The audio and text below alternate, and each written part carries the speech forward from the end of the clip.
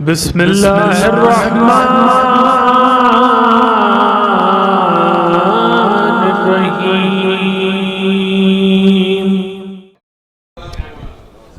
बिला ताख़िर मौलाना हैदर रज़ा रिज़वी साहब से दरख्वास्त करूँगा कि ज़ेब मिंबर हों। बर मोहम्मद वाले मोहम्मद सलावत।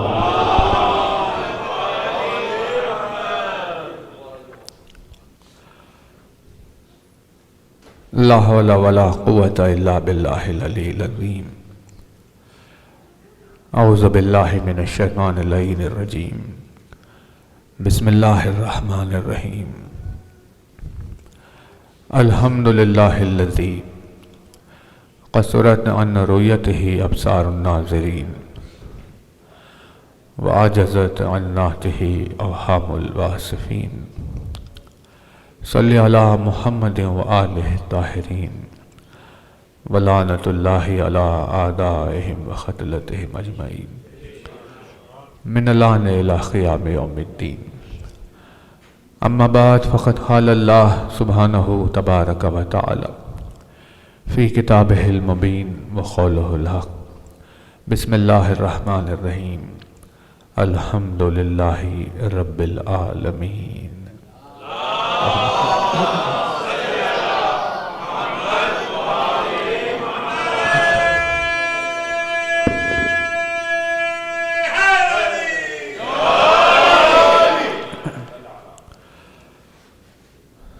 फरमाया साहिब आज़मुद्दरजात अल्फाज ने, फरमाया मालिक मोजिज़ नुमा अंदाज ने, फरमाया मौलाए कायनात अमीरुल मोमिनीन हज़रत अली अपना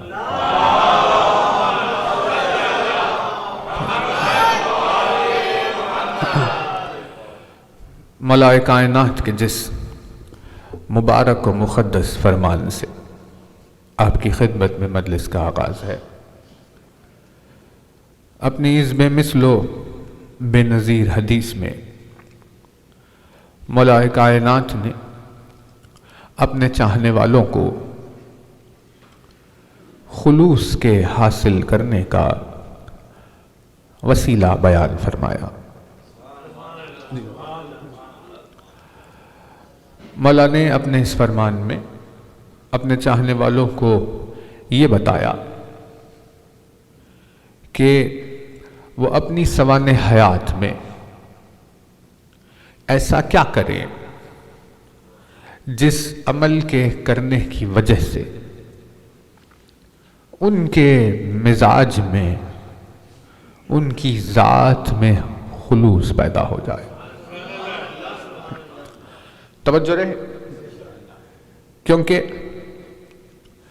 खुलूस कोई ऐसी शय नहीं है जो बाहर पाई जाए कि जिसे आपने लिबास की तरह ओढ़ लिया या पहन लिया, कि भाई कोई घड़ी थी जो हाथ में लगा ली, बल्कि खुलूस वजूद के अंदर पाई जाने वाली कैफियत का नाम है। जैसे वजूद में हमारे क़ल्ब है, जैसे वजूद में हमारे लंग्स है, जैसे वजूद में हमारे लिवर है, यानी अल्लाह ने पैदा किया तो ये चीज़ें साथ में अता की। घड़ी चाहो तो जब चाहो उतार लो, जब चाहो पहन लो, लेकिन दिल को बदला नहीं जा सकता। जो दिल वजूद में मौजूद है बस वो वजूद में मौजूद है। आफियत अंदर पैदा होती है। इंसान बीमार होता है, बीमारी पैदा होती है। परवरदिगार आलम बीमारी को ख़त्म करके आफियत को पैदा करता है। मौला ने फरमाया खुलूस कोई उस शय का नाम नहीं है जो बाजार से खरीद ली जा सके, बल्कि खुलूस एक ऐसी शय है जो इंसान के वजूद में होती है। खुलूस अमल की हद तक महदूद नहीं रहता कि नमाज खुलूस से पढ़ी, रोज़ा खुलूस से रखा, हज खुलूस से किया, अमल तक महदूद नहीं रहता। खुलूस वजूद में बंदे के पाया जाता है।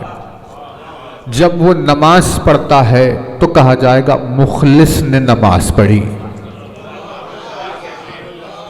जब वो नमाज पढ़े तो कहा जाएगा, जब उसने रोज़ा रखा तो कहा जाएगा मुखलिस ने रोज़ा रखा।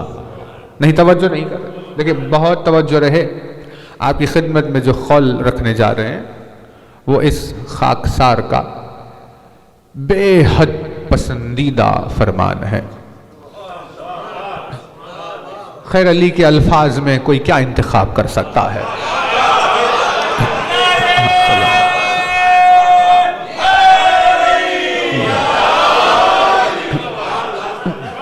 ये बशर के इख्तियार में है ही नहीं कि किस फरमान को चुने, किस फरमान को छोड़े। अल्फाज अली में इंतखाब का कोई सवाल पैदा नहीं होता। लेकिन मौजू और मिजाज के एतबार से एक बात दिल में उतर गई तो आपकी खिदमत में वो अर्ज करना चाहते। लेकिन तवज्जो रहे, मौला ने फरमाया कि नमाज की हद तक फरमाया कि भाई नमाज खुलूस से पढ़ी, फिर उसके बाद खुलूस खत्म हो गया। फरमाया ऐसे नहीं होता, खुलूस वजूद में पैदा हो जाता है, फिर उसके बाद वो बंदा मुखलिस रहता है, चाहे नमाज पढ़े या चाहे रोजा रखे।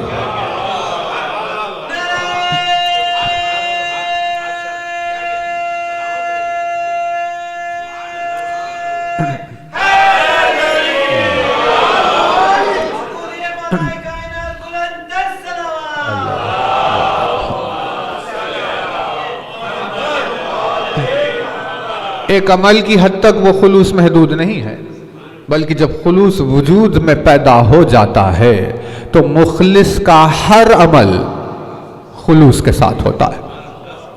यानी हमें आमाल में खुलूस पैदा करने की फिक्र नहीं होनी चाहिए, हमें फिक्र होनी चाहिए कि वजूद में खुलूस पैदा हो, ताकि 24 घंटे उसका खुलूस में गुजरे। और जब इब्लीस ने कहा कि परवरदिगार सारी दुनिया में सबको बहका दूंगा, लेकिन तेरे उन बंदों के ऊपर मेरा जोर नहीं चलेगा जो तेरे मुखलिस बंदे हो गए। यानी उसने अमल की हद तक खुलूस की बात नहीं की।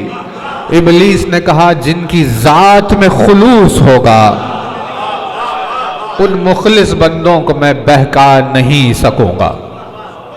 तो अब जब खुलूस की का रूट और उसकी हकीकत आहिस्ता आहिस्ता सामने आ रही है, और जब हमें पता चला कि अली की मोहब्बत इंसान को मुखलिस बनाती है, जब उसने उल्फत इखलास को इख्तियार किया तो बंदा मुखलिस हो गया। यानी इब्लीस को उस दिन पता था कि सबको बहका सकूंगा, लेकिन अली की मोहब्बत रखने वालों को बहका नहीं सकूंगा।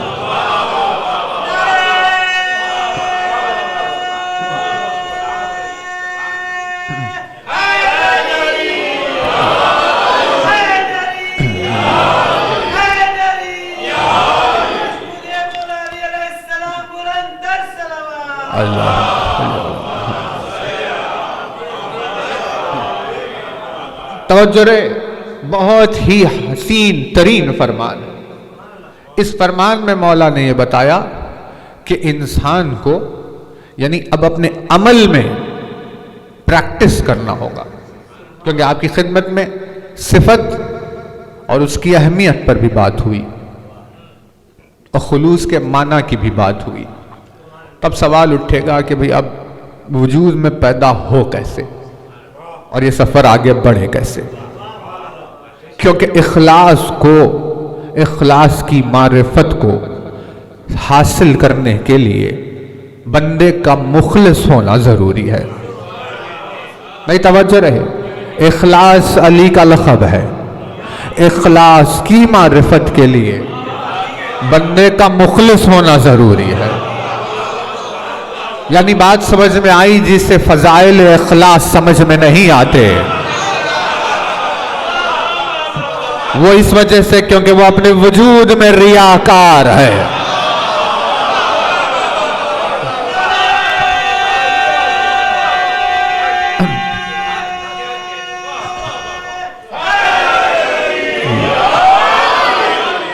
फजाइल अली पर एतराज करने वाला हकीकत में अपने मिजाज में रियाकार है, क्योंकि अगर मुखलिस होता तो इखलास को समझता,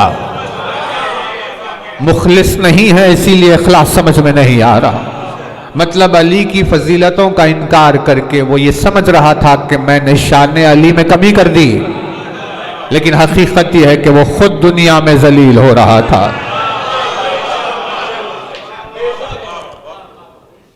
खुलूस का जिक्र किया, खुलूस का तस्करा किया। तवज्जो रहे, 4 है जुमले, एक ही फरमान, एक ही मिजाज का। बात शुरू की, इरशाद फरमाया लिसाने परवरदिगार आलम, इरशाद फरमाते हैं बिस्मिल्लाहिर रहमानिर रहीम, राहतुन नफ्सी फी खिल्लतिल आसाम व राहतुल जिस्म फी खिल्लतित ताम। फरमाया व राहतुल क़ल्ब फी खिल्लतिल एहतिमाम व राहतुल लिसाने फी खिल्लतिल कलाम। तवज्जो है ना? मौलाना ने इरशाद फरमाया नफ्स की राहत गुनाहों की कमी में है।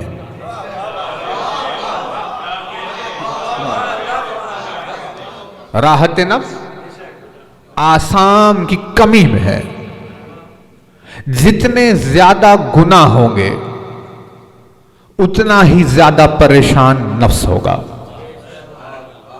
क्योंकि जब नफ्स को गुनाह का हिसाब देना होगा तो जितने कम गुनाह रहेंगे उतनी जल्दी छूट जाएगा, जितने ज्यादा गुनाह होंगे उतना ज्यादा सामना नफ्स को करना होगा। तो मौला ने फरमाया अपनी नफ्स को राहत पहुंचाओ गुनाहों की कमी के जरिए से। राहतुन नफ्स फी खिल्लतिल आसाम। इरशाद फरमाया व राहतुल बदन व राहतुल जिस्म फी खिल्लतित ताम। बदन के लिए राहत ताम खाने की कमी में पाई जाती है। जितना ज्यादा तुम खाना खाओगे उतनी ज्यादा जिस्म को अजियत पहुंचेगी। तो भाई जब खाना ज्यादा है तो अब उस खाने को हजम करना ज्यादा होगा। अब अगर वो बच जाए तो उसे रखने की परेशानी होगी। अब जिस्म अलग अलग परेशानियों में मुब्तला होगा। आपके पास तो मशहूर है कि भाई ओबेसिटी एक इश्यू चल रहा है दुनिया भर में। अब क्या करे, कहा ग़िज़ा को कम करिए।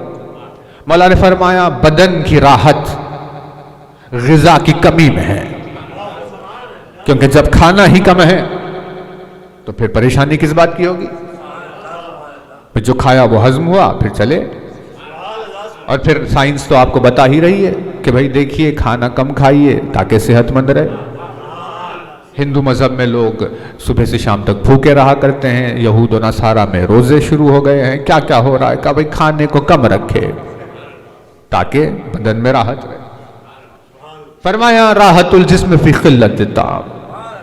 इरशाद फरमाया राहतुल क़ल्ब फी खिल्लतिल एहतिमाम। दिल की राहत एहतिमाम की कमी में है। जितना ज्यादा एहतिमाम कम होगा उतना ज्यादा दिल सुकून में होगा।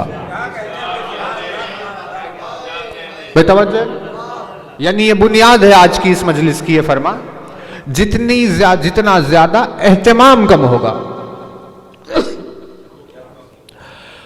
उतना ज्यादा क़ल्ब को राहत मिलेगी, यानी दिल को सुकून मिलेगा। अरे भाई घर है, महल, एक बड़ा महल, उसमें 50 चीजें, वो सामान,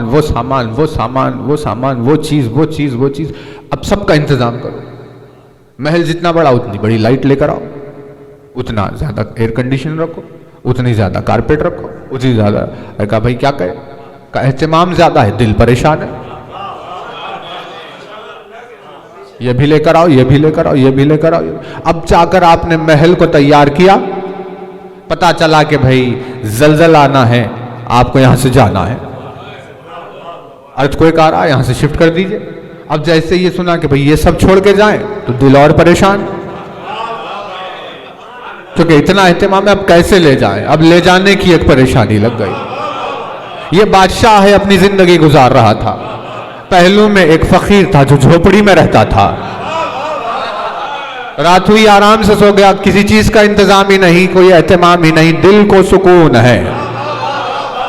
जैसे ही जलजले की खबर आई, फकीर ने अपनी गठरी उठाई, अपनी पोटली और चला गया। बादशाह खड़े होकर देखता रहा कि भाई ये क्या हो गया, नहीं तवज्जो नहीं कर रहे। जितना एहतमाम कम था वो उतना बेनियाज था।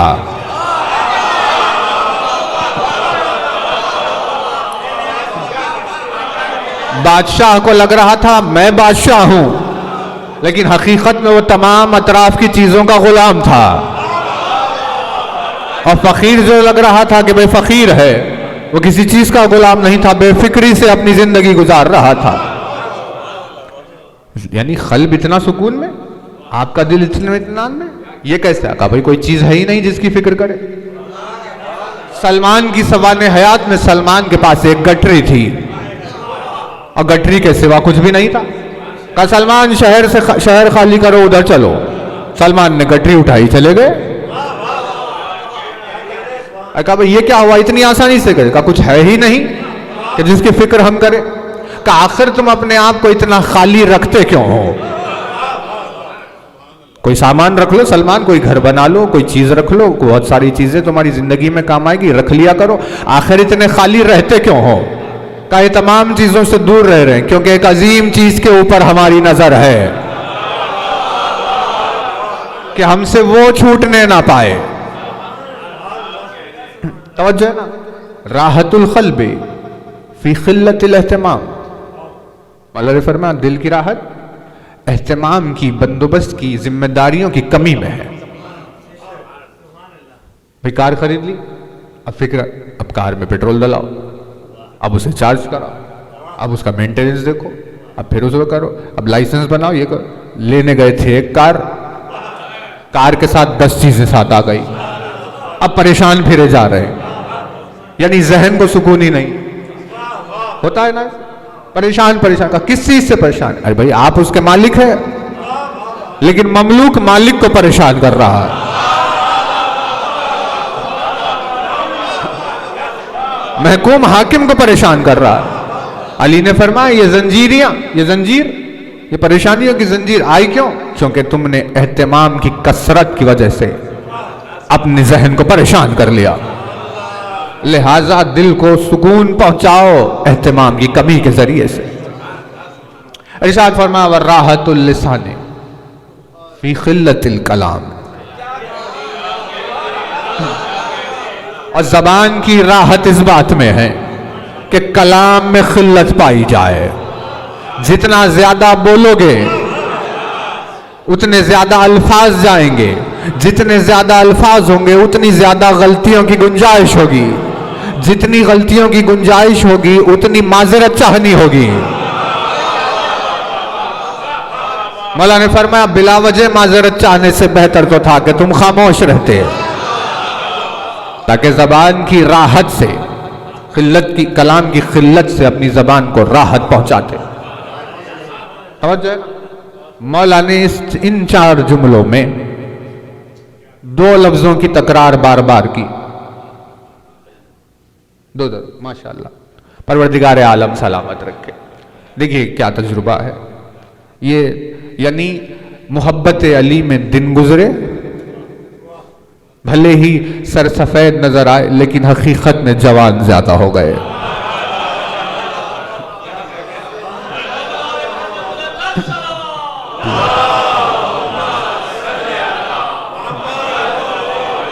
इस फर्श अज़ाब में मौजूद तमाम बुजुर्गों को परवरदिगार आलम सलामत रखे। आपकी दुआओं के साए में हमें तकरीर करने का मौका जिंदगी में मिले। जिस तरह के अनीस ने फरमाया कि आला किया अदना को बुजुर्गों की दुआ ने। उनकी दुआओं के साए में अदना आला हो गया देखते देखते। तो मौला ने अपने इन फरामीन में दो लफ्जों की तकरार की, तवज्जो रहे। एक है राहत, दूसरे हैं खिल्लत। रिपीट किया बार बार, राहतुल नफ्से फी खिल्लतिल आसाम,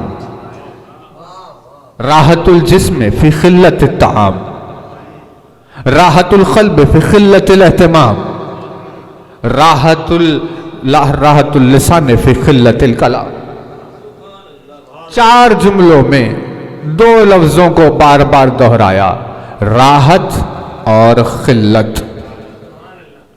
जिससे हमें उसूल समझ में आया कि अली ने दुनिया वालों तक ये पैगाम पहुंचाया, राहत खिल्लत में पाई जाती है।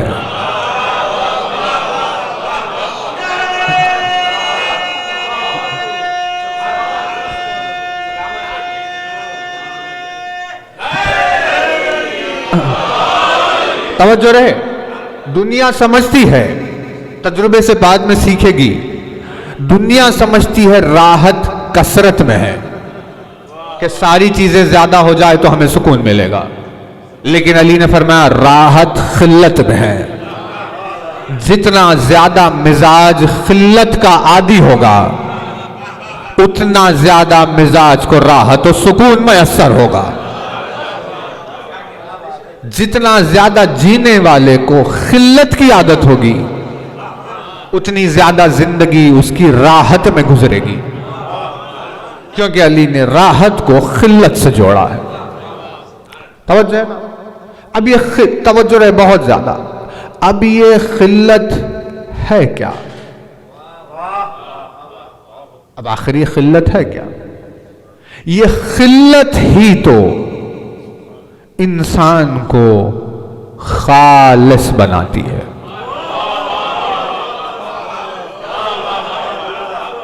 भाई तवज्जो, खिल्लत ही इंसान को खालिस बनाती है, कसरत इंसान को रियाकार बनाती है, खिल्लत इंसान को खालिस बनाती है। कैसे? क्योंकि जब चीज कम होती जाएगी, कम होते होते आहिस्ता आहिस्ता कम होती गई, तो कमी होते होते होते वो प्योर होता जाएगा। भाई देखिए, ये बात है बुनियाद मजलिस की, हमें आपकी खिदमत में आयत पर आना है, लेकिन जितनी ज्यादा खिल्लत बढ़ेगी उतना ज्यादा वो प्योर होगा, जितना प्योर होगा वही उतना खालिस होगा। खालिस तरीन, जैसे ये पानी है, अब ये पानी कौन सा है? ये पानी खालिस है। आपने इसमें शक्कर मिलाई मिठास के लिए, शक्कर मिल गई, शक्कर आई तो खुलूस खत्म हो गया। भले ही मीठा हो गया लेकिन अब पानी खालिस बाकी नहीं रहा, क्योंकि उसमें कुछ मिल गया है। जैसे ही कुछ मिला तो अब खुलूस नहीं है। खुलूस की खातिर जरूरी है कि मिलावट को हटाओ।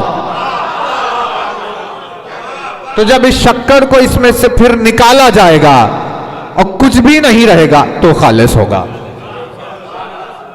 यानी नीयत में खुलूस क्या है? नीयत में खुलूस ये कि भाई नीयत में कोई हो ना, खुरबतन इल्लाह की नीयत की तो नीयत में अल्लाह को रहने दो, लेकिन नीयत में कि भाई लोगों में नेक मशहूर हो जाऊं, अपनी नेकी की वजह से कोई दौलत मिल जाए, फलां हो जाए, ये हो जाए, नीयत में इतने सारे लोग, तो नीयत खालिस नहीं रही।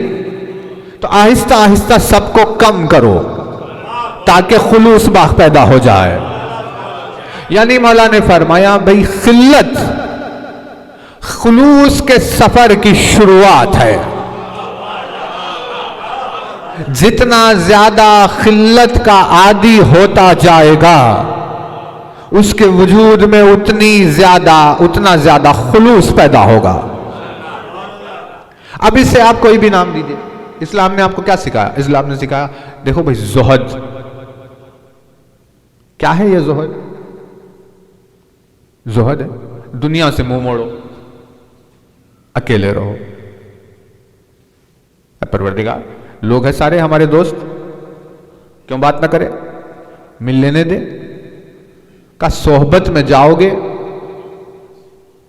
उनका असर लेके आओगे। तवज्जो है, सोहबत में जाओगे उनका असर लाओगे।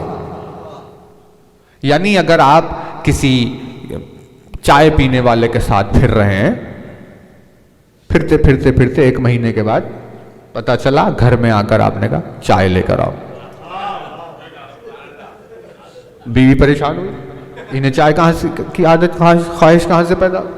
पता चला जो बाहर गए थे तो घर में जब रहते थे तो मुखलिस थे, अब जाकर उस सोहबत से पलट कर आए तो चाय की आदत लेकर आ गए। प्योरिटी खत्म हुई, खुलूस खत्म हुआ। तवज्जो ना, इसीलिए मौला ने फरमाया कि देखो सोहबतों का ख्याल रखो, कमजर्फ की सोहबत से बेहतर तुम्हारी तन्हाई होती है।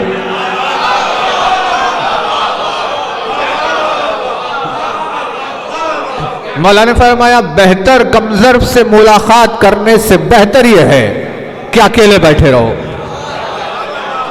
ताकि कम से कम तुम्हारे वजूद का खुलूस खत्म ना हो। और ज़ुहद की इस इश्तियाक में जो लोग दुनिया में देखते हैं, अच्छा ये अजीब अजीब सारी चीजें, का भाई सबको छोड़ो, खुदा की रजा के लिए हम घर में बैठ जाते हैं। अकेले घर में बैठ गए, कोई नहीं है, सबसे मुंह मोड़ा हुआ। तो मौला ने फरमाया मायूस होने की जरूरत नहीं। क्यों? क्योंकि इरशाद फरमाते हैं जब कोई जाहिद अपनी परहेजगारी की खातिर दुनिया से मुंह मोड़ कर अकेला हो जाता है, जाहिर परहेजगारी की खातिर दुनिया से मुंह मोड़कर अकेला हो जाता है, तो उसकी उन तन्हाइयों में अल्लाह उसकी अक्ल से बात करता है। नहीं, तवज्जो नहीं कर रहे। यानी बंदा सबसे मुंह मोड़ कर आकर अकेले बैठ गया। का वजह क्या थी? वजह यह थी कि भाई अगर बाहर जाऊं तो ईमान में मेरे बहुत सारी मिलावटें हो जाएगी, लिहाजा मैं अपने ईमान को महफूज रखना चाहता हूं, उन लोगों से नहीं मिलूंगा। अब जब नहीं मिलकर सबसे मुंह मोड़कर अकेला खालिस बैठ गया, तो मौला ने फरमाया अब इस अकेले की तन्हाई की महफिल में लाशरीक शरीक हो जाता है,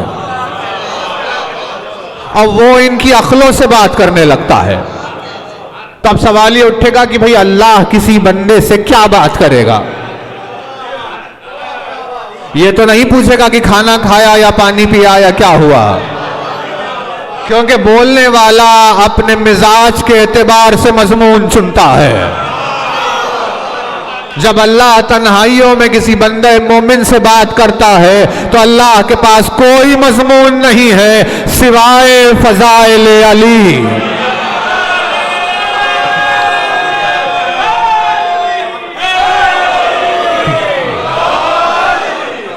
भाई बंदा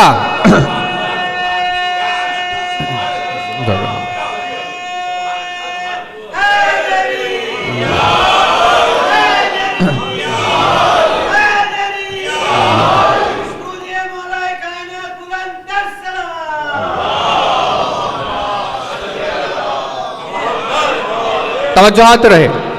का बंदा क्या करेगा? वो बंदे से क्या बात करेगा? वो मुतकल्लिम है, किस मौजू पर बात करेगा? उस बोलने वाले के लिए अली से के सिवा कोई मौजू नहीं है जिस पर वो बोलता है। यानी पता ये चला जब दुनिया की रियाकारी से मुंह मोड़कर कोई बंदा तन्हाइयों में खुलूस को तलाश करता रहता है, तो उस मुखलिस तरीन कैफियत में अल्लाह उसे फजाइल इखलास सुनाने लगता है।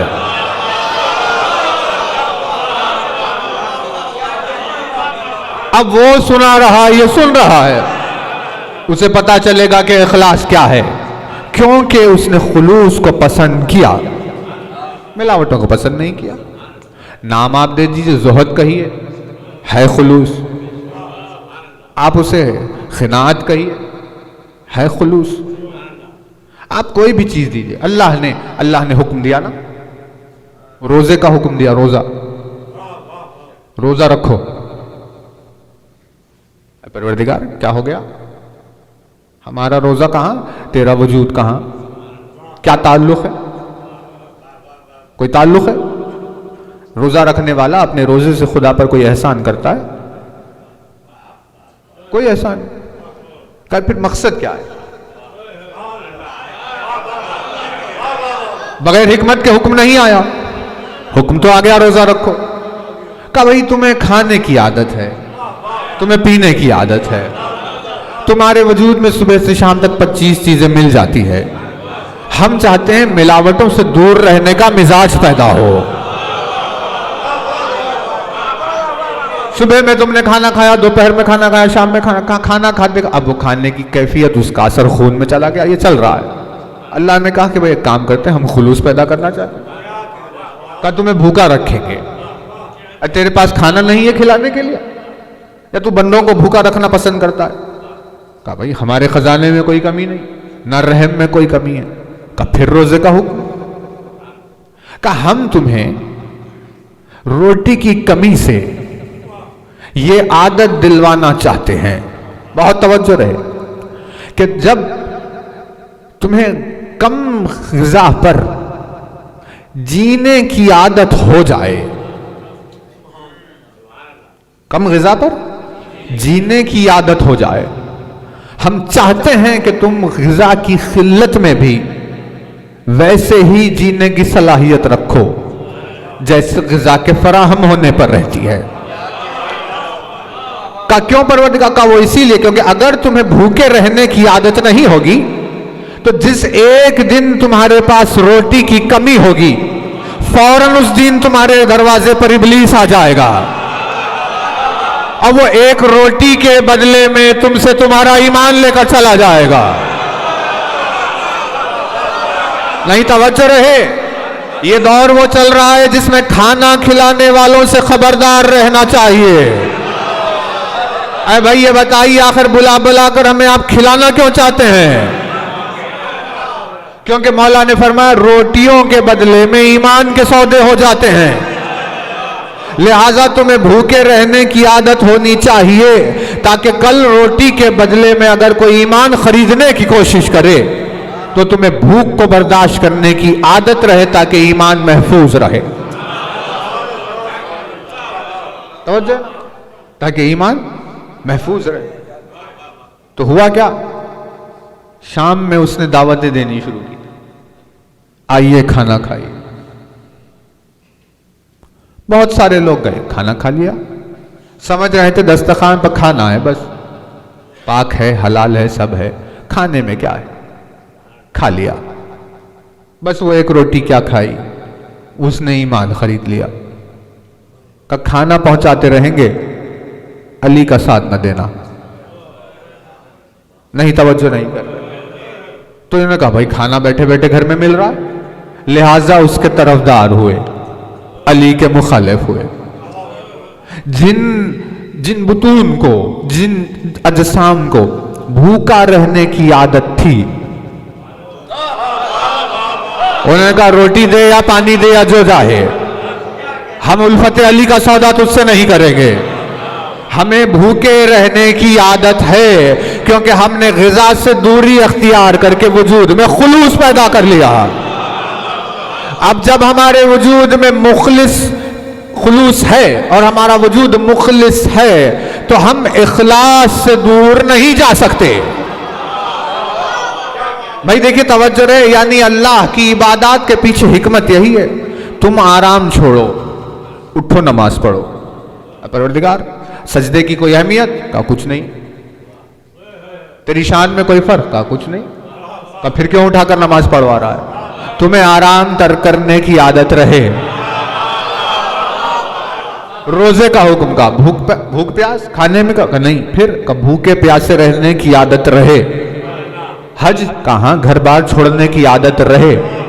ज़कात कहां माल से दूर रहने की आदत रहे। जिहाद कहां जान की बाजी लगाने की आदत रहे। आखिर ये सारी चीजों पर हमें तू आजमा क्यों रहा है? इस आदत का होना जरूरी होगा, क्योंकि जब इखलास की मोहब्बत में सफर शुरू होगा तो सिर्फ वही बंदा कामयाब होगा जिसके वजूद में खुलूस पाया जाए।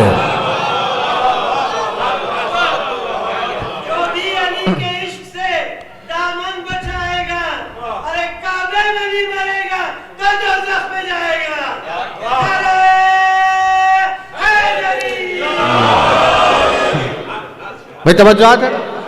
यानी जब ये बात क्लियर हो गई कि खुलूस खिल्लत में पाया जाता है, खिल्लत से खुलूस शुरू होता है कि भाई जितना कम होगा उतना खुलूस। तो अब छोड़ना शुरू किया मुखलिस बंदों ने। अब दुनिया की बात नहीं चल रही, अब मुखलिसीन की बात चल रही। छोड़ना शुरू किया, ग़िज़ा तर्क कर दी, घर बार तर्क कर दिया, अपनी जायदाद तर्क कर दी, मालो दौलत तर्क कर दिया। छोड़ रहे हैं, सब छोड़ रहे हैं। जो पसंद की चीज खाया करते थे छोड़ दी। का क्यों? का मुखलिस होना चाहते। जो लिबास था, जो शान थी, जो शौकत थी, जायदाद थी, छोड़ दी, तर्क कर रहे हैं। का क्यों? का भाई मुखलिस होना चाहते। तवज्जो है ना भाई, देखिए तवज्जो है। वेट कम करे, है ना। अशिया का, असबाब का वजन कम करे, कंसंट्रेशन की खातिर। तवज्जो है ना। यानी मिनिमलिज्म आजकल तो पढ़ाया जा रहा है, हमारे यहां भी स्कूल में, कॉलेज में कहीं होता है, ऑफिस में होते हैं, बहस होती है, सिखाया जाता है मिनिमलिज्म। सिखा कम कम कम की आदि। एस्ट्रोनॉट चला स्पेस में, कभी जा रहे हैं स्पेस में, चांद पर जाएंगे। 2 साल पहले से ट्रेनिंग शुरू हो गई। का क्या? का कम के आदि बनाए, का कम खाओ, कम सो, कम बोलो। अबे कम क्यों खाए? आज तुम्हें स्पेस में जाना है, वहां जाओगे, खाना खत्म हो जाएगा, क्या करोगे? जमीन से खाना कैसे पहुंचेगा वहां? लिहाजा कम की आदत बनाओ, ताकि थोड़ा सा खाना जब ले जाओ तो उसी में गुजार कर वक्त वापस आओ।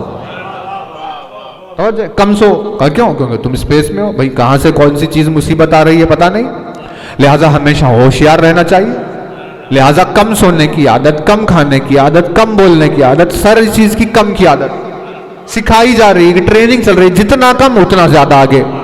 मतलब कमी के मिजाज के बगैर, खिनात के बगैर, जुहद के बगैर जब कोई चांद तक नहीं पहुंच सकता,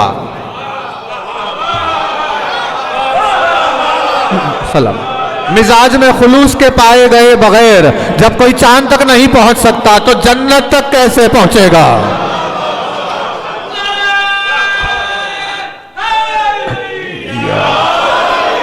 देखिए स्टेबिलिटी जरूरी है। समझ ना भाई, कम कम क्यों? कम की वजह से ठहराव पैदा होगा। जितना कम होगा उतना ठहराव पैदा होगा। अब ये माइक को ले लीजिए, आपने यहां पर शर्ट लगा दिया, उसने बेल्ट लगा दिया, उसने सामान टांग दिया, क्या होगा स्टैंड का हाल? आहिस्ता आहिस्ता वजन बढ़ते बढ़ते स्टैंड गिर गया। क्यों? क्योंकि जब असबाब का वजन बढ़ रहा था तो वजूद के ख़याम पर असर पड़ रहा था।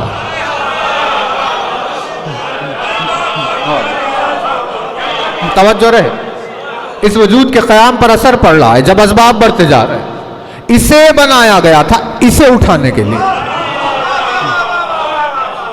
स्टैंड को बनाया गया ये माइक उठाने के लिए। इस माइक को अगर ये अपने ख़याम साबित क़दमी के साथ उठाना चाहे तो जरूरी है इस पर दूसरा वजन न रहे।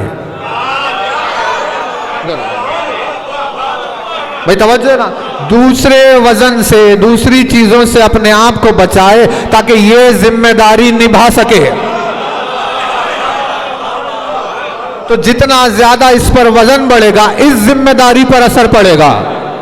लिहाजा खुलूस की जरूरत है ताकि ये जिम्मेदारी निभ जाए। अल्लाह ने इंसान के वजूद को अली की मोहब्बत उठाने के लिए पैदा किया है।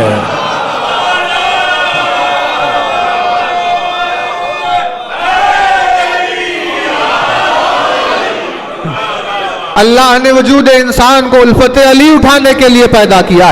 जितना ज्यादा एहतमाम से मुखलिस होगा उतनी ही ज्यादा जिम्मेदारी से ये उठा सकेगा।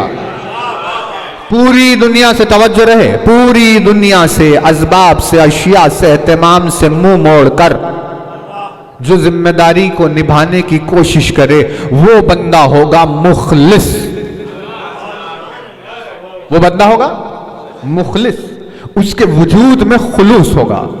जब इतना बड़ा एहतमाम मुखलिस का है, परवरदिगार ये बता आखिर इखलास क्या कर सकता है।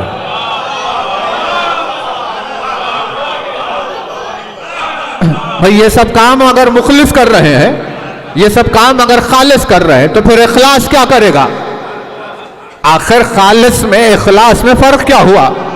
का खालिस ने अपना खाना छोड़ा, खालिस ने अपना पीना छोड़ा, खालिस ने अपनी जायदाद छोड़ी, खालिस ने अपने असबाब छोड़े, आहिस्ता आहिस्ता सब चीज छोड़ी, लेकिन एक चीज रह गई खालिस के पास।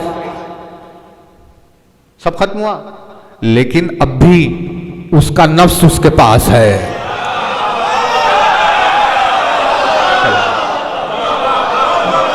आप सलामत भाई, तवज्जो है ना। चीजों को छोड़ रहा है। सलमान, अबू जर, मिकदाद, मीसा, मुजैफा सबको बुलाया जा रहा। भाई आओ, रसूल अकरम ने दर्द शुरू किया, हम तुम्हें सिखाते हैं, खुलूस के सफर पर चलो। कहा चलिए या रसूल अल्लाह। कहा छोड़ो सब चीजों को, इसे इसे इसे इसे। अब सलमान ने कहा ग़िज़ा छोड़ दी या रसूल अल्लाह, हमने पानी छोड़ दिया, खाना छोड़ दिया, वतन छोड़ दिया, दोस्त छोड़ दिया, अहबाब छोड़ दिया, लिबास, जायदाद सब छोड़ दिया हमने। सलमान और क्या छोड़ सकते हो। कहा ये सब कुछ छूट गया। कहा सलमान हर चीज तर्क कर रहे हो। कहा हर चीज। क्या चीज है वो जो तुम तर्क नहीं कर सकते, जो रहेगी तुम्हारे साथ। कहा सब छोड़ सकते हैं या रसूल, लेकिन नफ्स तो रहेगा हमारे साथ, क्योंकि भाई नफ्स में हमारा वजूद है। नफ्स को कैसे तर्क करेंगे। यानी खुलूस बहुत दूर तक गया सलमान का,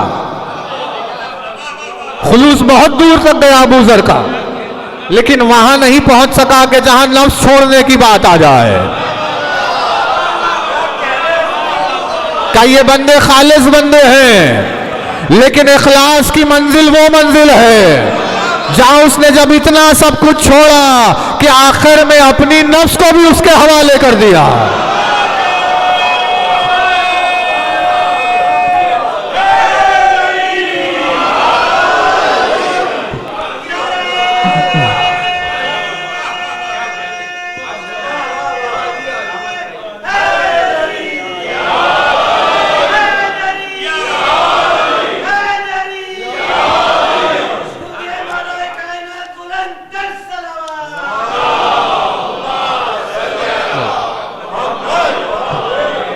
भाई छोड़ा इतना छोड़ा कि सब कुछ छोड़ते छोड़ते आखिर में अपने नफ्स को भी छोड़ दिया।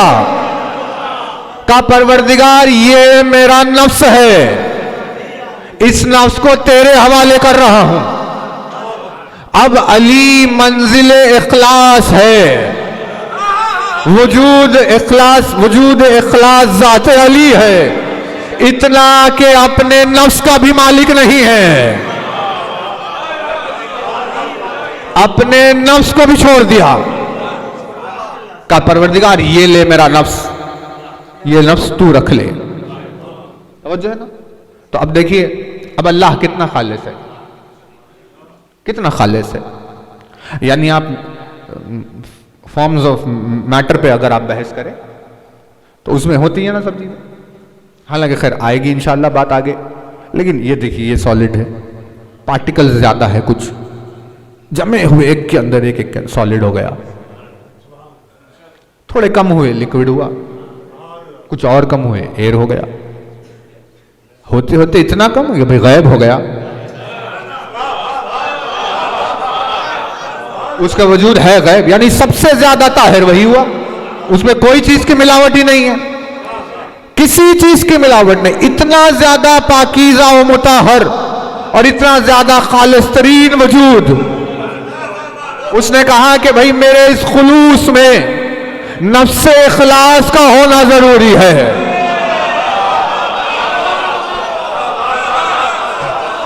अली ने अपने नफ्स को उसके हवाले किया, लेकिन वो वैसा ही खालिस रहा जैसा नफ्स से पहले खालिस था। भाई तवज्जो, भाई छोड़ो मोहब्बत में हमारी, छोड़ो। अरे भाई सो रहे थे हम, उठो। कहा क्यों? कहा हमारी मोहब्बत में आराम छोड़ो।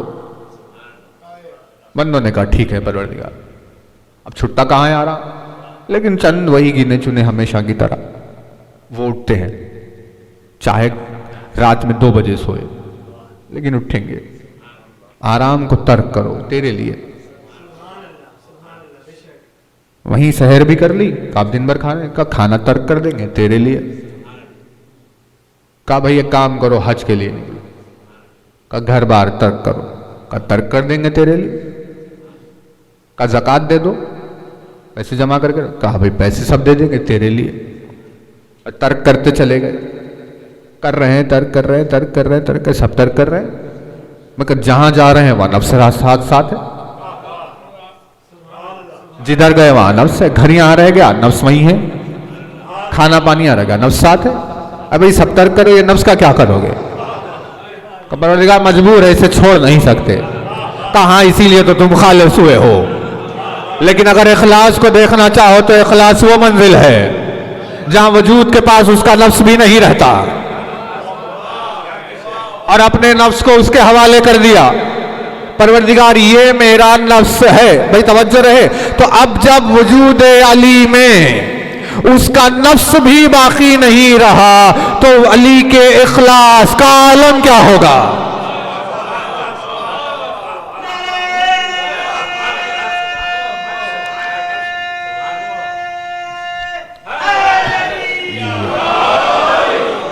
यह आपकी खिदमत में परवरदिगार आलम की किताब है, कुरान मजीद, सूरह अल बकरा, सूरह नंबर 2, आयत नंबर 207, 207। यह है आयत नंबर 207। माशाअल्लाह। ये इरशाद हुआ, बिस्मिल्लाहिर्रहमानिर्रहीम, व मिनन नासी मन यशरी नफ्सहु इब्तिगा बिमर्ज़ातिल्लाह। तवज्जो रहे, आयत है, अब आयत आ गई। तवज्जो ना, नफ्स। आयत ने कहा व मिनन नासी, और इंसानों में।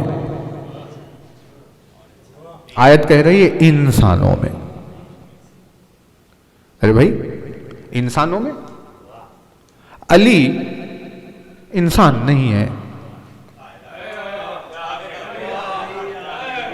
अली पर इंसान का इत्तलाक नहीं होता।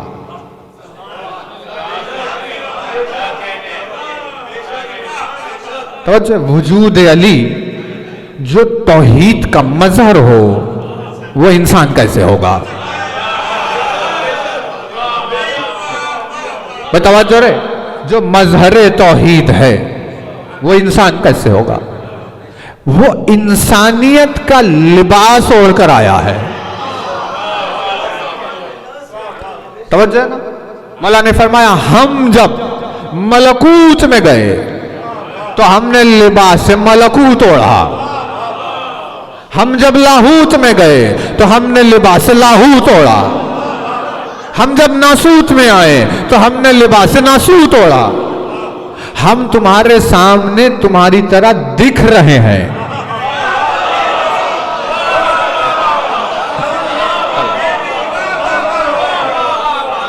तुम्हारे सामने तुम्हारी तरह दिख रहे हैं, लेकिन है नहीं।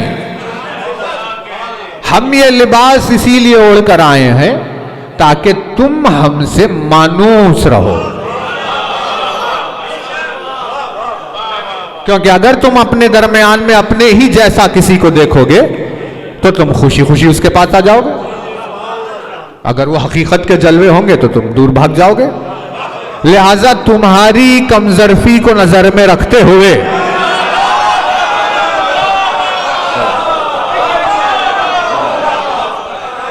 तुम्हारी कमजोरी को नजर में रखते हुए हमने लिबास नासूत ओढ़ा।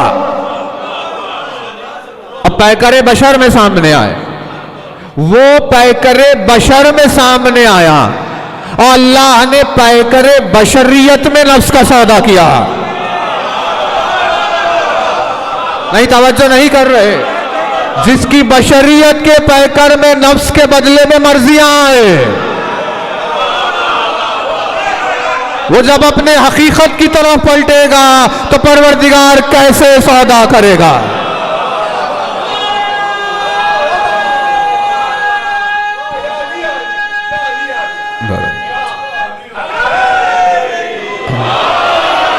वह मिनन्ना से तवज्जो, यानी जब उसके नासूत के लिबास के नफ्स की कीमत में मर्ज़ी तौहीद हो। नहीं, तवज्जो नहीं कर रहा। मर्ज़ी तौहीद उस नफ्स के बदले जो लिबास इंसानियत में है, तो उसकी हकीकत के मौके पर सौदा कैसे करेगा। तवज्जो, यानी हुआ क्या, आयत ने जो मौके की बताई, का रसूल अकरम पर हमला, जानलेवा हमले की नीयत। परवरदिगार आलम ने कहा मेरे हबीब आप मक्का छोड़ दीजिए, अब चले जाएंगे। कहा ठीक है। उसी रात यानी उन्होंने प्लान ये बनाया कि भाई आज कत्ल कर दें। तो हुक्म हुआ कि ऐसे करते हैं कि आप चले जाइए, ये जो यासीन, सूरह यासीन मुबारक की जो आयत, जालना मिन बैन अयदीहिम सद्दन व मिन खल्फिहिम सद्दन फख्शयनाहुम फहुम ला युबसिरून, हमने सामने भी पीछे भी उनके रुकावट बनाई, वो देख नहीं सकते। लोग ये समझ रहे हैं कि ये आयत सिर्फ उसी वक्त थी।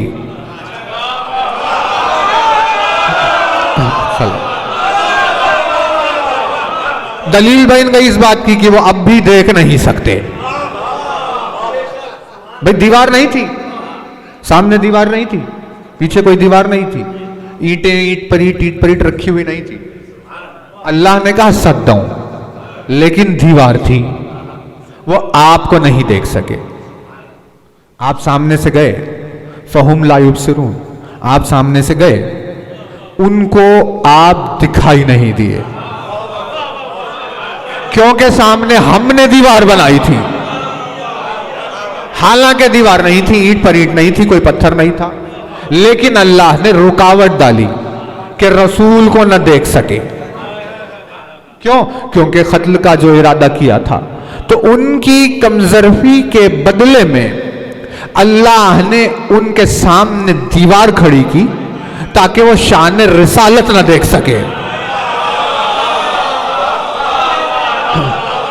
बेतवज्जो है, उनकी कमजोरी के बदले में अल्लाह ने दीवार उठाई कि वो शान रिसालत न देख सके। अल्लाह ने यासीन में ऐलान कर दिया ये हमारा मिजाज है, और आज भी अगर कोई इंसान अपनी कमजोरी की वजह से शान अली देखना नहीं चाहता तो अल्लाह सामने दीवारों को खड़ा कर देता है।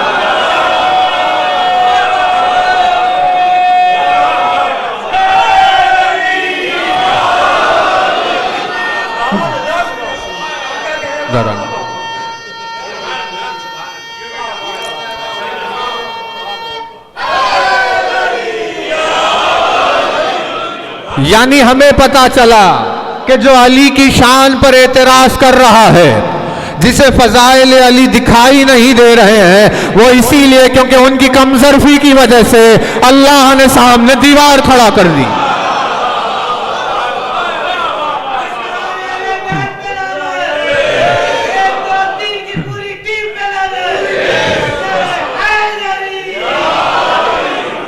अल्लाह ने सामने दीवार खड़ी कर, अब दिखाई नहीं रहा, फहुम ला युबसिरून, चले। तवज्जो है ना, जिसे देखना था उसे देखा नहीं, जिसे देख रहे थे उसे पहचाना नहीं।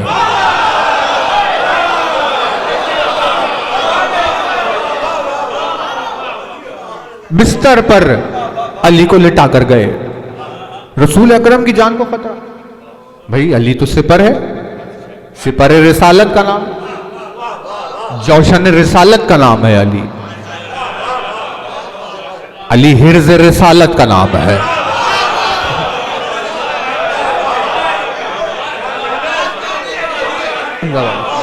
हिसार रिसालत का नाम अली है। का आप साथ नहीं चलेंगे? अरे भाई आप किसी पर छोड़कर कैसे जाए? का तुझे सोना है अली,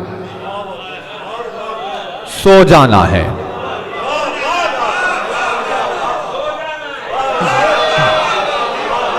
तुझे सो जाना है अली, आज बिस्तर पर मेरे तुझे सोना है। सवाल देखिए, या रसूल अल्लाह अगर मैं सो जाऊं,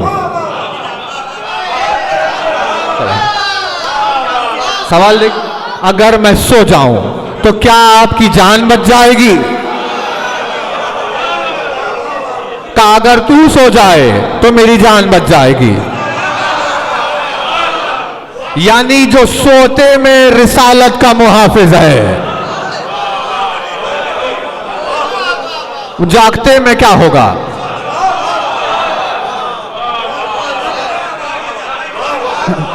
अरे भाई नींद तो नींद है, नींद हमारी मर्जी से थोड़ी आती है, नींद की तो अपनी मर्जी है। और ऐसे मौके जब आए कि भाई कोई बहुत ज्यादा इमरजेंसी ऐसी कोई चीज हो, तो खासियत है कि उसी वक्त नहीं आती। जबकि सुबह फ्लाइट है, जल्दी सो के उठना है ताकि फ्रेश रह जाए, और उसी रात नींद नहीं आ रही। भाई मिजाज देखिए नींद का। अबे आ जा जल्दी, सुबह उठकर तैयार होकर जाना है। रोज आ रही थी, लेकिन जब जरूरत थी उसकी तब नहीं आ रही। फिक्र होशियार है तो नींद नहीं आएगी, आगे भाई नहीं आ रही। लेकिन अजब अजब जुमला का, तू सो जा या अली। जिसके घर से रोजाना 1000 तकबीरों की आवाज आ रही है, उससे कहा जा रहा है तू सो जा या अली। अबे अजीब बात है, 1000 तकबीरों की आवाज वाले को कहीं रात में नींद आती है? तवज्जो है ना? वमिनन्ना से नहीं, तवज्जो नहीं किया। वमिनन्ना से मजहर है उसका जो है ला ताखुज़ुहु सिनतुन वला नौम।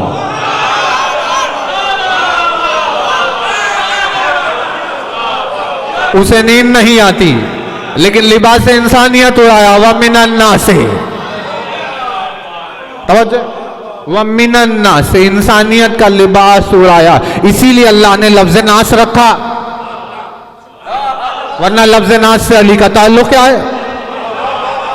लेकिन ला ताखुज़ुहु सिनतुन वला नौम का मज़हर है, सोएगा कैसे? कभी सोया तो है। कब वमिनन्ना से मैं यशरी नफ्सहु इब्तिगा, सो गया। अब जो सोते, परवरदिगार आलम ने फरिश्तों से कहा, जिब्रील तुम मिकाईल के लिए, इसराफील के लिए ऐसे जान दे सकते हो? कहा नहीं परवरदिगार। तवज्जो, जान की परवाह है तुम्हें? कहाँ है? कहा सब छोड़ो हमारी मोहब्बत में। कहा सब छोड़ सकते हैं, जान साथ है। कब तुम खालिस हो, ये जान दे चुका है, इखलास है।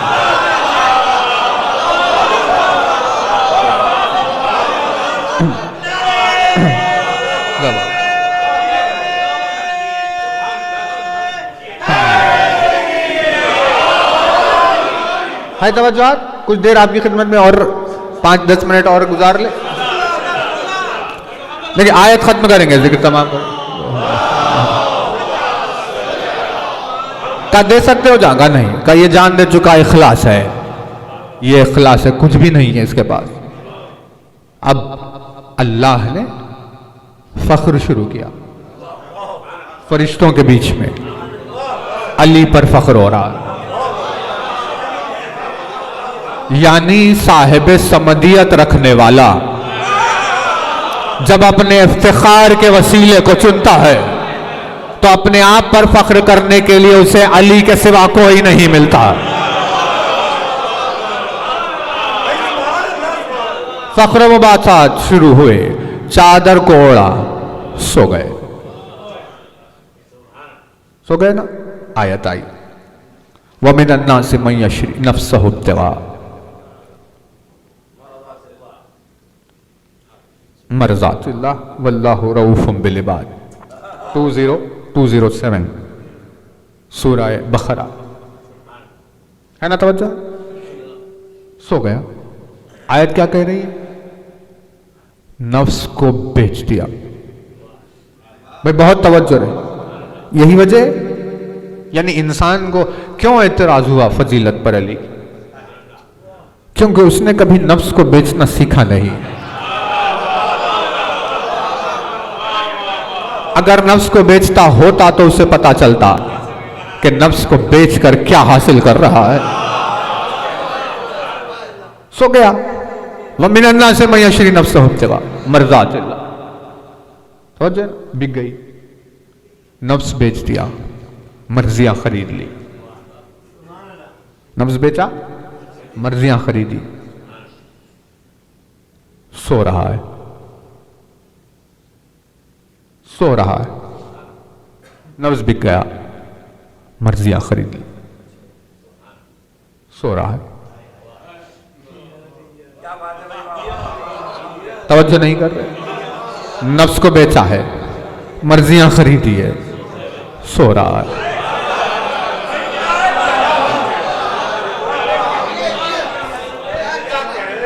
नफ्स फरोख्त हो गई, मर्जियां हासिल हो गई, सो रहा है। जो अपने सोते में अल्लाह की मर्जियां खरीद ले,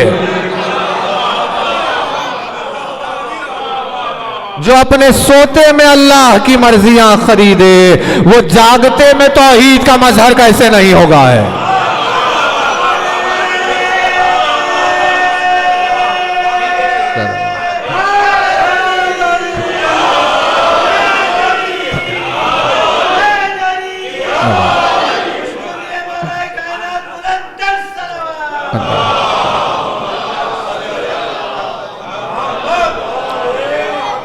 जो सोते में अल्लाह की मर्जियां खरीद रहा हो, वो जागते में क्या कर सकता है? नींद के बदले में मर्जियां ले रहा है, बेदारी के बदले में क्या नहीं लेगा?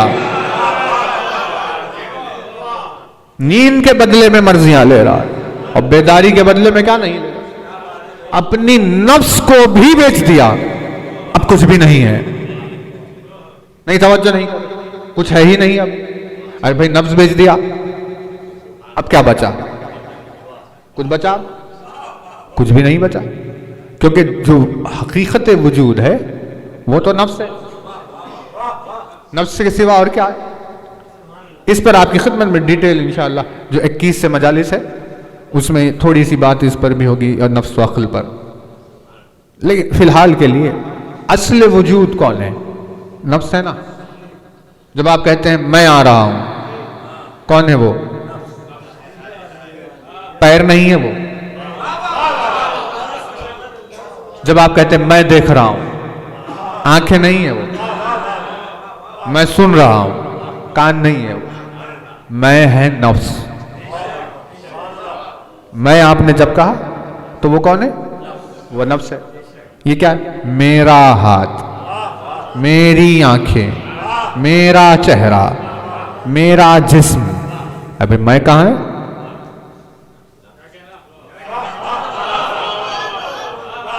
सब मेरा है ना। मैं कहां हूं? भाई मैं अंदर हूं, मैं नफ्स हूं। तवज्जो, मैं नफ्स हूं। जिसने मैं कहा उससे मुराद उसका नफ्स है। जब भी किसी ने मैं कहा तो नफ्स मुराद है, जब भी किसी ने अना कहा नफ्स मुराद है।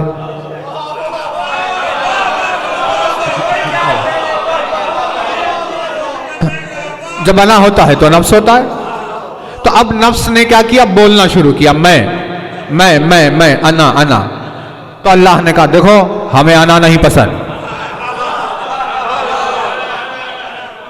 परवरदिगार ने कहा अना वाले हमें पसंद नहीं है, तुम अना ना करना हमारे सामने वरना हम तुम्हें फना कर देंगे। अना वाले जितने थे सब फना हो गए, कोई भी अना वाला बाकी नहीं रहा, सब अना को अल्लाह ने फना कर दिया क्योंकि उन्हें अना नहीं पसंद। ऐसे ही जब रसूल अकरम ने पूछा कौन है जो इसके मुकाबले में जाएगा, सब खामोश थे। अली ने कहा अना या रसूल अल्लाह।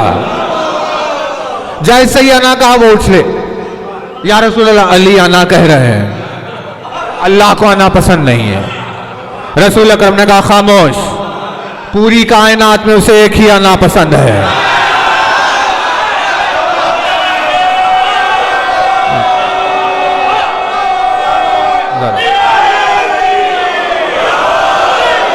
भाई तवज्जो रे, पूरी कायनात में उसे सिर्फ एक ही अना पसंद है, वो अली की अना है। का ये क्या नाइंसाफी है परवरदिगार, हम अना कहे तो खताकार, अली अना कहे तो कोई खता नहीं। कहा क्यों? कहा क्योंकि जब तुम अना कहते हो तो तुम्हारा नफ्स होता है।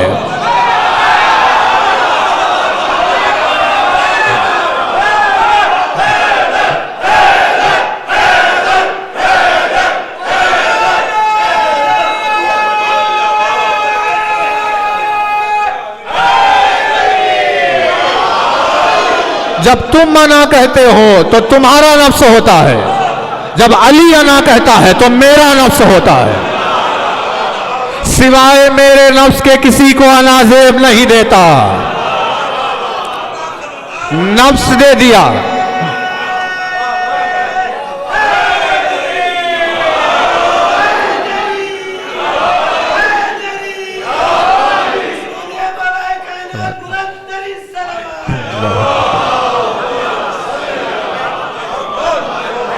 नफ्स दे दिया, कुछ भी नहीं है।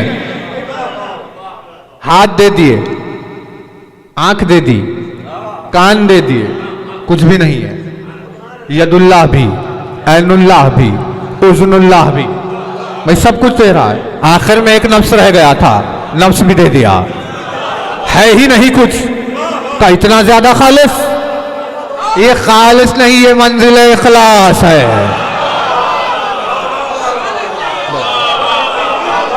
इतना सब कुछ दे दिया, ये तो इखलास की मंजिल है।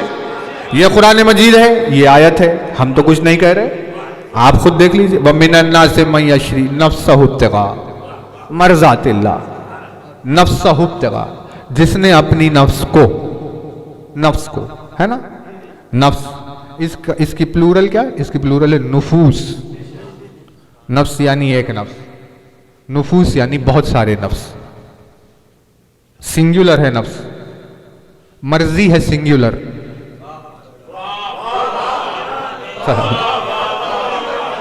मर्जात है प्लूरल।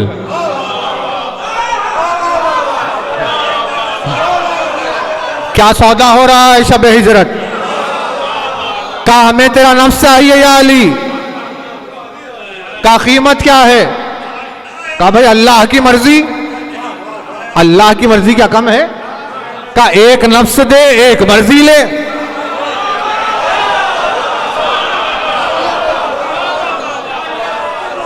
एक नफ्स दे, एक मर्जी ले। का नहीं, ये अली के नफ्स की कीमत नहीं है। अब भाई तवज्जो है, अल्लाह की मर्जी, मर्ज़ातिल्ला, अल्लाह की एक मर्जी अली के नफ्स की कीमत नहीं थी। उसने कहा तेरा एक नफ्स, मेरी पूरी मर्जियां।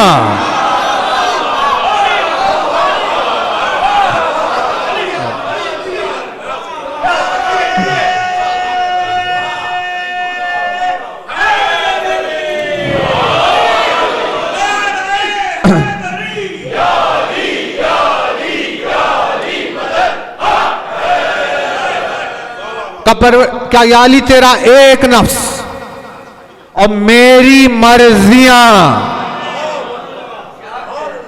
अली का एक नफ्स, मर्जी तौहीद, नफ्स की कीमत नहीं है। ये तो सिर्फ वही जाने जो खरीद रहा है। वरना इस अंधी दुनिया को तो कुछ भी पता नहीं है अली की कीमत क्या है।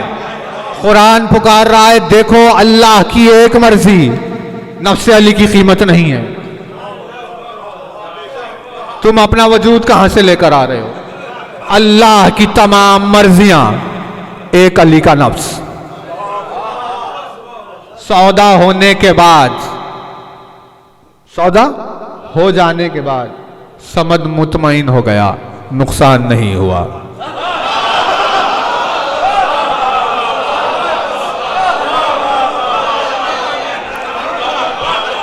पूरी मर्जियां देकर एक नफ्स लिया, मुतमईन है कि हां पूरी मर्जियों के बदले में ये एक नफ्स, सौदा फायदे का रहा। भाई सब दे दिया, एक नफ्स लिया। मर्जातिल्लाह, नफ्सहुब्तिगा मर्जातिल्लाह, एक नफ्स और अल्लाह की मर्जियां। यानी अब जब सोने जा रहा था, सोने जाता, मैं सो जाऊं या रसूल अल्लाह, तो ये जो मैं था, मैं सो जाऊं, सोने जा रहा था, ये अली का नफ्स था। अब जो उठा बिस्तर से, तो अल्लाह की मर्जियां उठी है।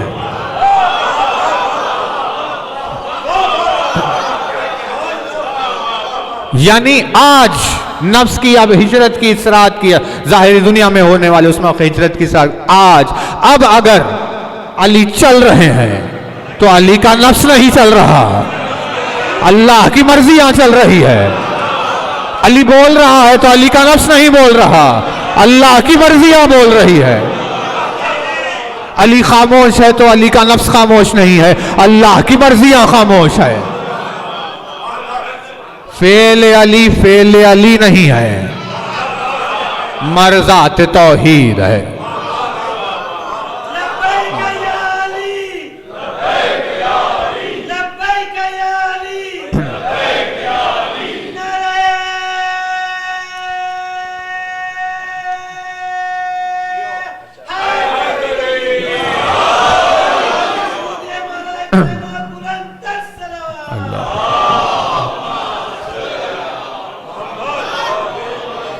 इंसान को यह शऊर होना चाहिए कि वो क्या कह रहा है। अली पर एतराज नहीं है, अल्लाह की मर्जियों पर एतराज है। अली की तारीफ नहीं है, अल्लाह की मर्जियों की तारीफ है। अली का चाहने वाला नहीं है, अल्लाह की मर्जियों का चाहने वाला।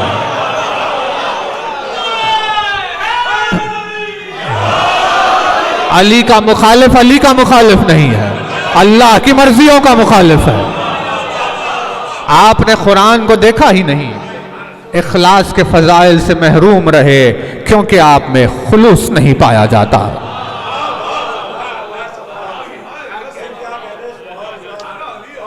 अगर रियाकारी ना होती तो इखलास को पहचान लेते, लेकिन क्योंकि खुद मुखलिस नहीं है तो इखलास को कैसे पहचाने। फजाइल अली पर एतराज ने करने वालों को सिवाय जिल्लत के और कुछ नहीं दिया। भाई आप मुखलिस होते तो इखलास पर पहचानते, क्योंकि वो जिन्सी नहीं है आपकी, वो फील्ड ही नहीं है आपकी, है ना। आप डॉक्टर होते तो पहचानते भाई ऑपरेशन क्या हुआ, आप इंजीनियर होते तो पहचानते क्या महल बन गया। आप मुखलिस है ही नहीं तो आपको इखलास कैसे समझ में आए। तो इखलास की तरफदारी, इखलास की हिमायत बंदे के मुखलिस होने की दलील है। इन्हीं बंदों से डरकर इब्लीस ने कहा था मुखलिसीन पे मेरा जोर नहीं चलेगा।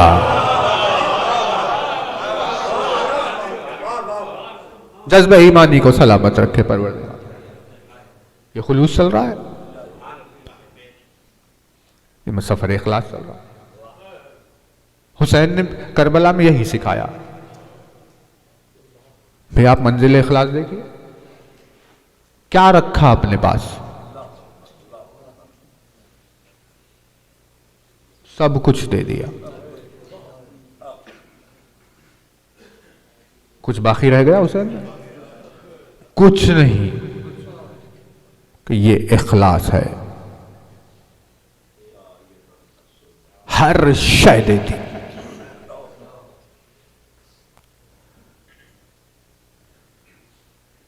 यानी गिरिया हुसैन के लिए, आजादारी हुसैन के लिए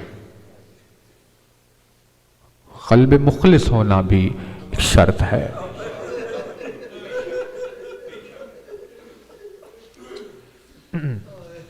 अब कल तो शब शहादत होगी, परसों शहादत होगी,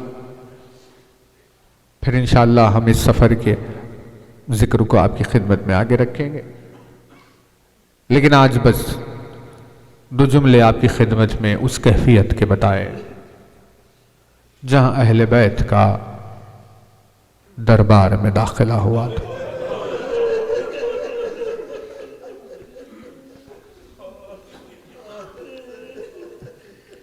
दरबारे शाम और अली की बेटी,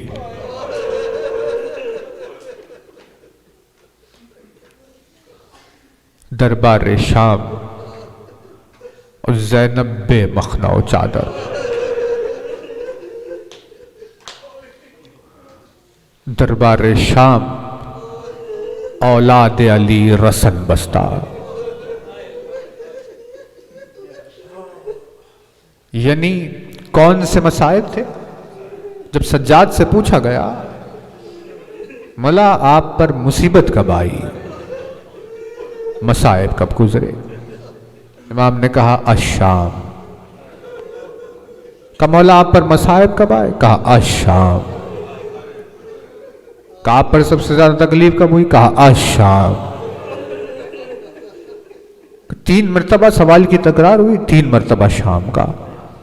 कहा मौला आपका पूरा घराना तो करबला के मैदान में कत्ल हुआ,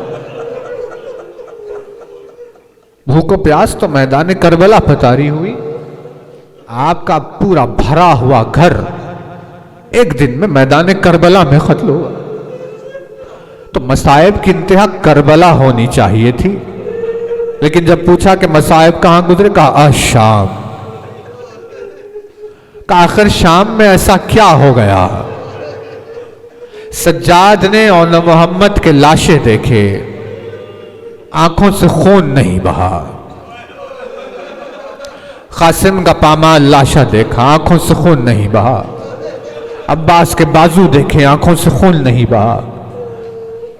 अली अकबर के सीने में बर्छी देखी, आंखों से खून नहीं बहा। अली असगर की हुसैन की शहादत देखी, आंखों से खून नहीं बहा।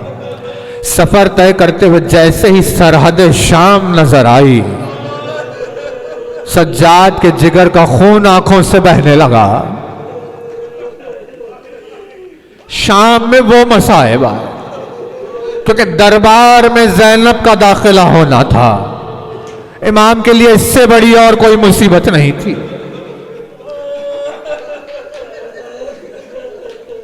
रसन बस्ता अहले बैत अथार का काफिला चला। अली की बेटी दरबार शाम के दरवाजे पर जब पहुंची तो ये कहकर रोक दिया गया कि ठहरो, दरबार सजाया जा रहा है।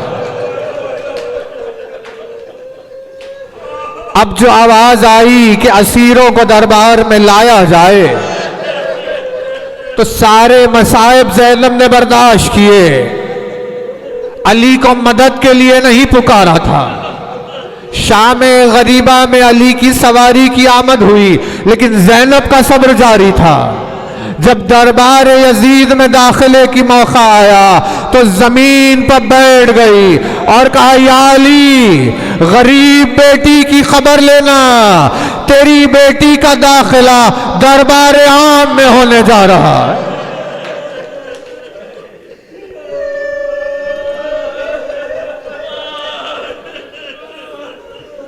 अल्लाह रे, ज़ैनब का दाखिल होना।